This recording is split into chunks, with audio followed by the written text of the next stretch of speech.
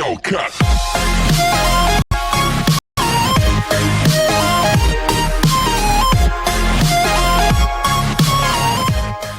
The Kingdom of Alphi is a humble village on the continent of Albania. Their startings were very small, but soon, many years later, they grew with many other nations. They were very prosperous, given enough time, setting up multiple colonies and waging wars for more land. One war had been going on for some time, but it had not gained any ground yet. The war was between Alphi and Niva. No one knows how to pronounce that name. These two countries. The battle was fierce, and the two had fought. Alphi sent another squad into Niva, and the battle raged. The two sides fought for many, many years. Everyone else just stood and watched. The southern area of the nation was very, very unoccupied. Years later, Niva was captured, and the north became the populous center of the continent. Alphi had controlled most of the north. All that remained was an island, a bay, and the western portion of the continent. The south was relatively unpopulated, with a mountain and an island nation. The two fought occasionally, but nothing strange. Even further into the years, Alphi had become prosperous. They are now known as the world power. No one could stand up to Alphi and come out victorious. But they wanted that island nation, as its location would prove a tactical advantage, as it'd be hard to capture, but easy to defend. Alphi planned an invasion and sent its invading force. It didn't take long for the island to fall. The islanders were not very happy about this new ruler. However, they laid contempt in their own bodies for now. Time passed, but not very much. People were angry, and they didn't know what was going to happen. Even more time passed. The northern section of the continent was starting to become overpopulated. They needed to expand into the south, but no one knew how yet. There just wasn't enough terrain to survive. The island and the rest of Spitfire were all content with their leader, but the eastern portion wasn't as content as the rest. They planned a rebellion, and soon the rebellion would unfold. But first, a small village south of Alphi had appeared, and Alphi wasn't keen on having a village that close, and with that intent. They wanted to take over the world, and Alphi was not happy with it. They planned up an invasion and sent their men in. But first, before they could declare war, they had war declared on them. Many armies charged into battle, all focused on this one nation. However, they claimed peace after realizing their odds. But soon after, Alphi declared war. Unkeen with what has been going on, Alphi took the bay, as they were showing increasingly like they wanted to join up with the small village of Verona. Orova or something. I don't know, I can't read it from here. And when war was again declared, the Alphi alliance, led by Alphi, marched in to take it. However, but Alphi wanted the land for themselves. People started to go mad at the prospect that they were about to be taking over. They started fighting each other, trying to claim dominance, trying to steer their nation out of war. But it was all fruitless. The armies marched into their lands, and it wasn't too long before they fell. But before the fall of Verova, they started to go mad, even more than earlier. And at last, they'd been taken, not by Alphi, but by one of their neighbors. Alphi wanted the land for themselves, and didn't care about declaring a war. After a list of demands was rejected, Alphi declared war, and quickly swept through. The battle raged on the western front of the war, as Alphi marched in with their grand and powerful armies. It fell in months. The entire north of the continent was established to be under Alphi's control. The eastern half still planned the rebellion, but it'd take time before that plan could be put into action. They were all prosperous, but they didn't like the king. They saw the king as overeager and they thought he had a big head. They also wanted to colonize from the south, which King Alphi refused to do. They just waited for their time to rebel. Decades later, King Alphi decided to start colonizing the south, and new nations decided to rebel. They all formed themselves under the banner of Spitfire and named their capital Spitfire. Led by the king's own son, Alphi II, this civil war had begun. Alphi thought it'd be a quick victory, but no. The other nations, who did not like the king but were not ready to join Spitfire, shattered off, forming their own nations. However, Alphi, not focusing on Spitfire, captured these with ease. Spitfire was happy that Alphi was taking their time and taking the nations around him. For if Alphi had focused all their efforts on Spitfire, Spitfire would have been crushed. Spitfire was going up against the mightiest nation in the world. They knew it was going to be difficult, but what else could they do? Alphi pushed Spitfire back to their starting point, but Alphi had lost a lot of men in the shattering of the nation. Spitfire had the advantage, but only for now. Who knew how long it'd be before Alphi struck back? One city could not take it anymore, and it collapsed. The citizens around it moving into the surrounding areas, most opting to retreat to Alphi. However, a few radicals retreated to Spitfire in hopes that Spitfire would reign supreme. The nations in the south were hoping for a quick end to the Civil War, as the war was depriving them from food that was grown in the north. Spitfire sent many bandits into Alphi, hoping they'd cause an internal crisis.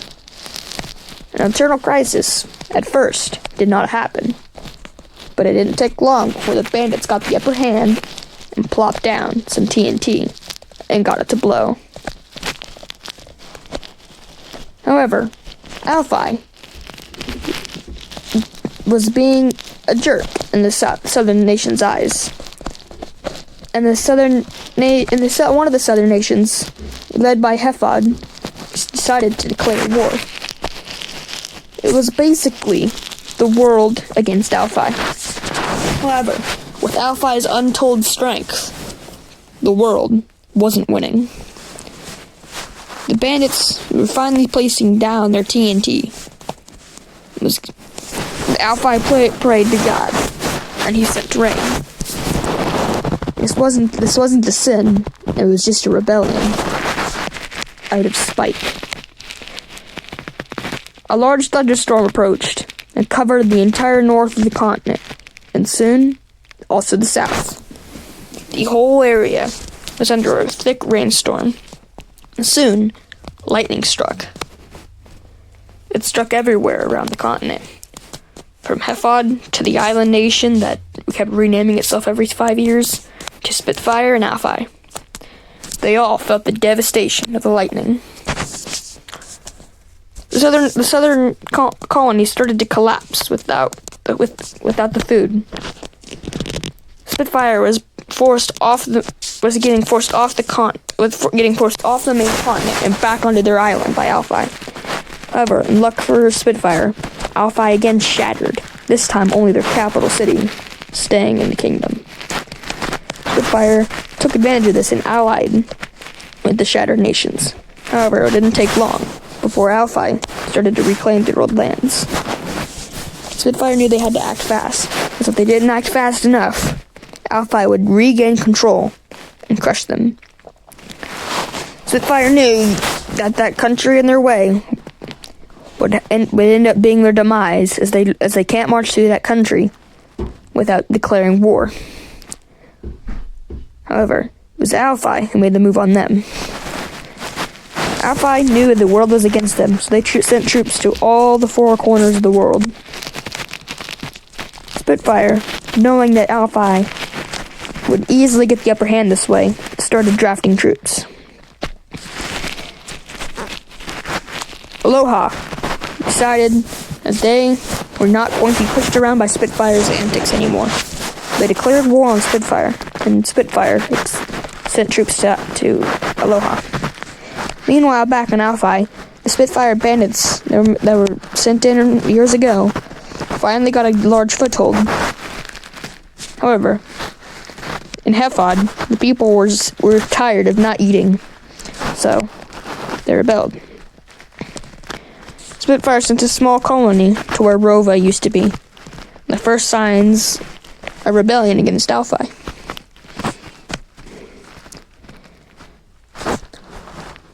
Heffod, again trying to help out their Spitfirean allies, launched another invasion onto Alphi. However, it was fruitless. Some bandits from Alphi snuck in with a lot of TNT, dressed as normal men, and then they lit it on fire shortly after. Heffod was reduced to smithereens. A huge gaping hole where the once prosperous city was. Heffod knew it should probably stay out of this war. However, they continued to fight. Alphi was being pushed back on all sides again, with multiple cities coming in and out of its control. They didn't know how they were going to do it, but they knew they had to win this war, or Alphi would be lost. In the southern nation of Heffod, more TNT rocked the area. We didn't know what was going to happen, but Heffod was surely not going to be a part of it. TNT was launched away from where Heffod once stood and dotted the area around it. Now, many colonies in the north started collapsing as all the food was going to the men on the fighting on the front lines, and not the people. People were sick of not eating. They wanted the war over. Spitfire wanted independence. The Alphinians wanted to eat. They rebelled once again, but nothing came to use. Alphi was shattered. Some nations had split apart from them, and the colonies that remained were fruitless. More bandits placed more TNT, and the area was rocked. There was now a large ravine running through the middle of Alphi, cutting it off for the rest of its nation. Spitfire knew they had to take advantage of this, and decided they needed to get troops onto the main continent. However, Aloha stood in their way. Aloha wanted Spitfire to just end the war, so everyone could eat once again. Spitfire could keep themselves fed. Aloha could not.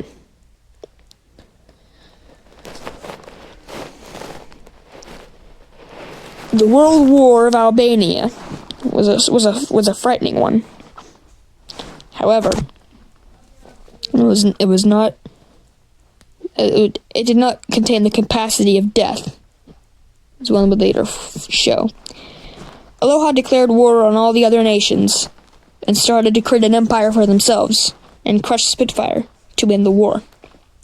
They switched sides, joining Alphi. Spitfire set up a colony and quickly tried to draft troops, but it wasn't long until the colony was captured by nearby Alphi forces. Spitfire was forced back onto their island once again. It was looking bleak, and they didn't know how it was going to end. There was a moment of silence as all the nations shattered. It was an all-out war. No one knew who'd come out on top. Spitfire took very much advantage of this. However, the people, they had started to starve to death. Entire nations were wiped out, as they no longer had the food to sustain themselves. Spitfire was one of the few that knew how to sustain themselves, but the famine still hit them hard. Alphi and Spitfire were the main countries that stayed alive, the Spitfire only barely hanging on.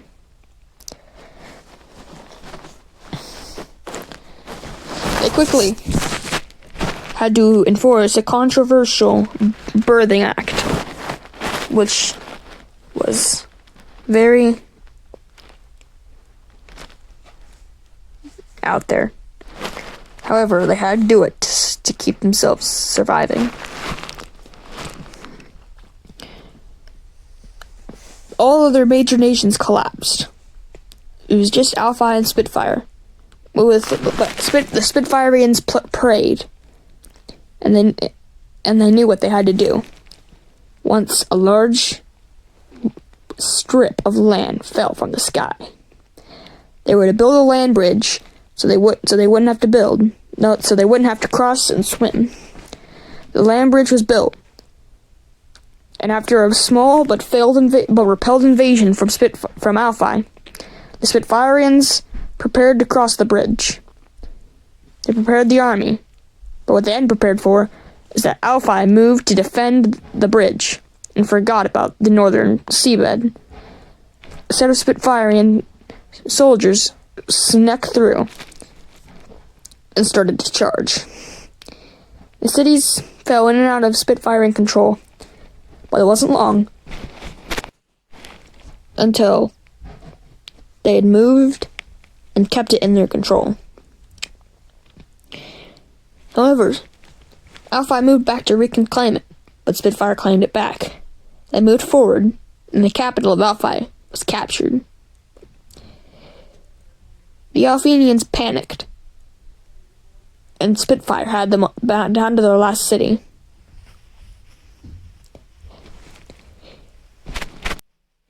The Alphinians were panicking hard. The Spitfire had them on the back end until only 2 cities remained. The Alphinians fought hard to reclaim every city, but alas, soon after, the nation was going to be captured. The First World War of Albania had ended, and Spitfire was the only nation that came out of it alive.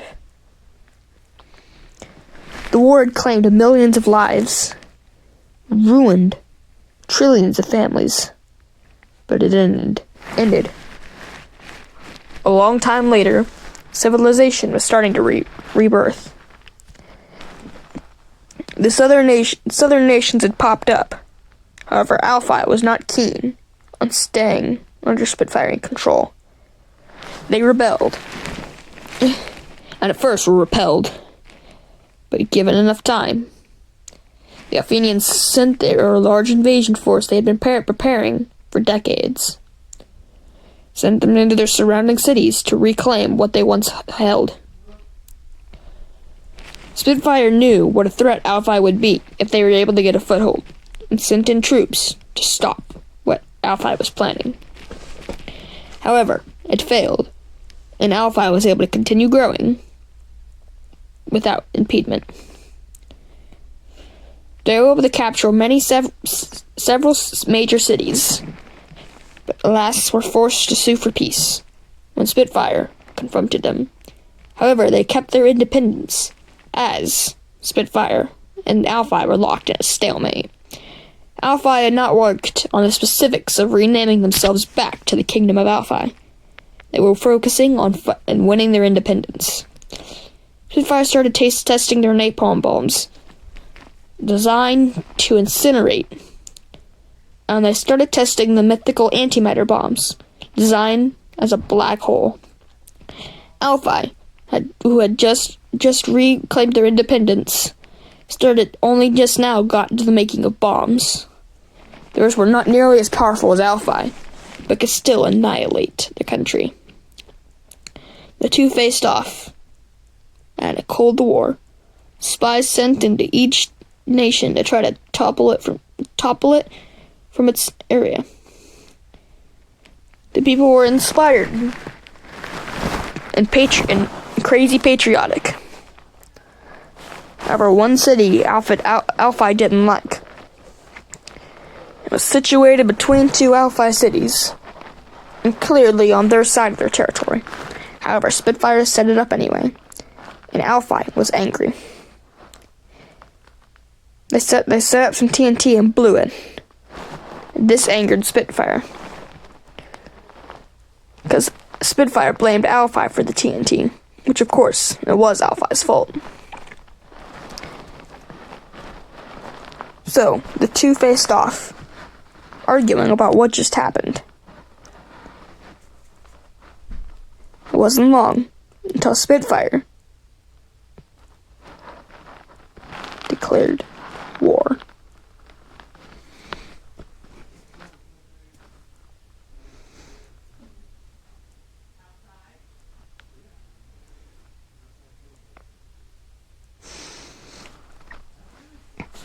The Second World War of Albania had begun.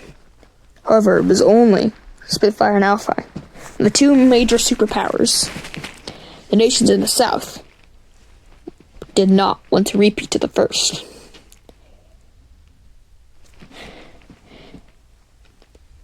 Spitfire, not yet reliant on their antimatter and napalm bombs, sent normal standard bombing raids over Alphi. Alphi did the same. Capital Spitfire was bombarded for days, but Spitfire's grand army was moving through and capturing more Alphinian cities. They had Alphi on the back end when they had a large rally cry and put Spitfire on the defense. Homes were destroyed. Many men and women felt their families ripped apart, but they were locked in a stalemate. And both had to sue for peace. Alphi was reborn. They decided to officially rename themselves to the Kingdom of Alphi to get Spitfire provoked, as they had a new strategy to be able to win if attacked. Spitfire still held the advantage. Alphi was close behind. The two re-entered another war, and the costs would be devastating. The war continues to this day. Fighting rages on the middle front, and the countries in the south dear hope they won't be crushed by this large, overwhelming force.